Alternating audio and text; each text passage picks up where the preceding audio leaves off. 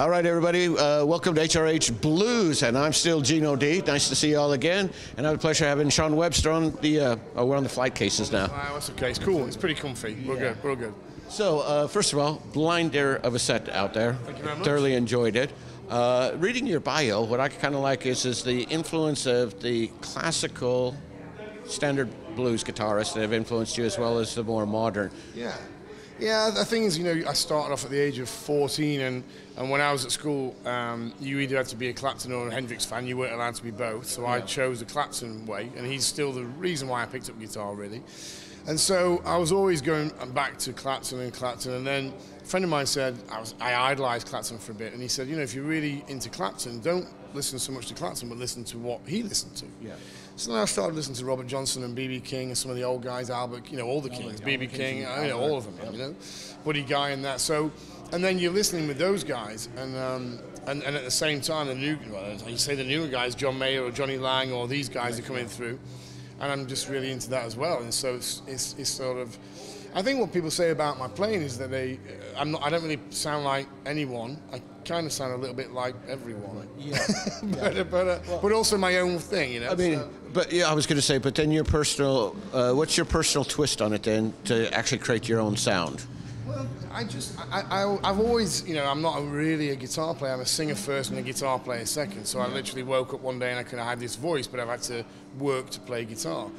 And so, but I don't really fall into that cliche that, you know, like I'm searching for that eternal sound forever. I was, but not without realizing. And it took me 20 years to get this amp that I now have, because either for money or the rarity of them or whatever. But now I found it.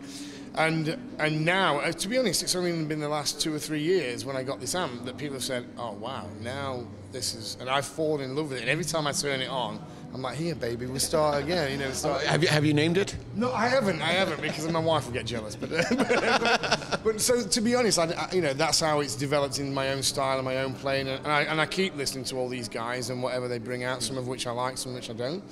And I'm sort of done with stealing bits or whatever it is. I think my own ideas just emulate, and they just come out whenever they come out.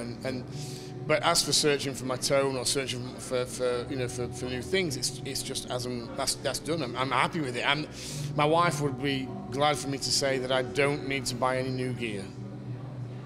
Yes. Yeah, I was going to say yeah, but you kind of. I was going to say yeah. But there is a bit of a technophobe in you as well, isn't there? A little bit, but you know, I mean, to be honest, for years I had all my pedals in a little hold-all bag. Yeah. And the rest of the band were like, man, you know, we're going on tour and this bag is getting thrown from sides. You got to buy a flight case. And only in the last 4 or 5 years I've like cased my stuff. And for the last 20 years, it's just been in a bag.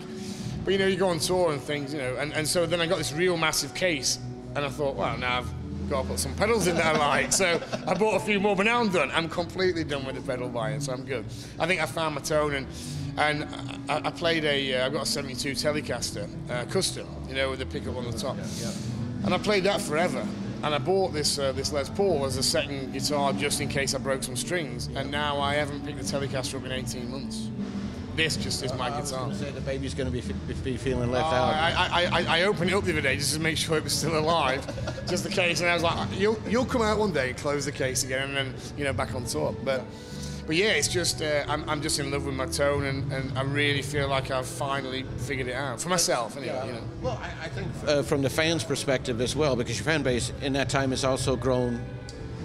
Rapid. I was going to say a lot more rapid than what it was in previous years. I mean, the last 2 albums have been actually quite good. Yeah, I mean, the thing is, you know, you do something, and I started to get a bit of a name on the scene, I don't know, 10 years ago. Nothing crazy, but then in the midst of my rise, I decided to go and live in Australia for 18 months, and you know, people just forget.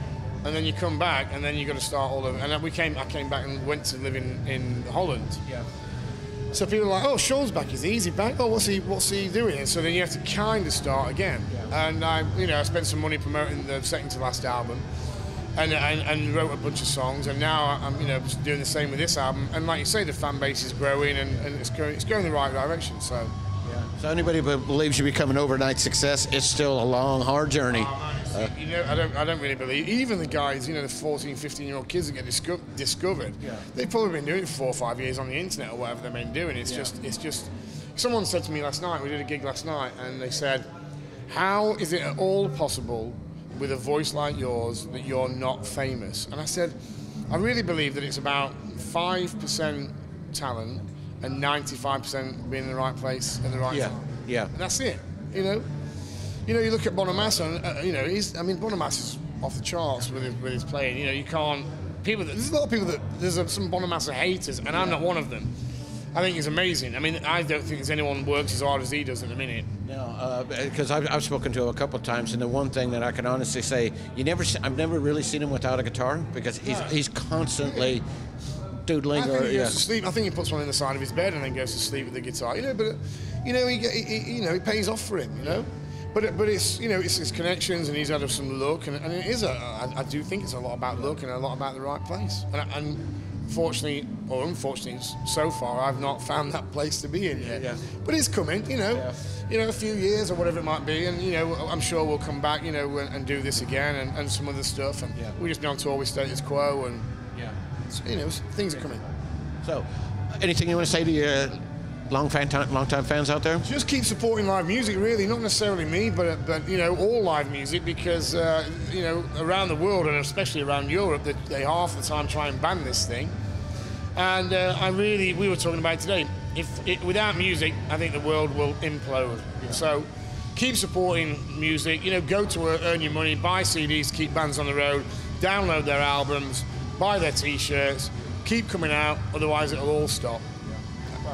On that note, all I can say is this: thank you for watching. I'm still Gino D. It's still Sean Webster. We'll catch you later on down the road.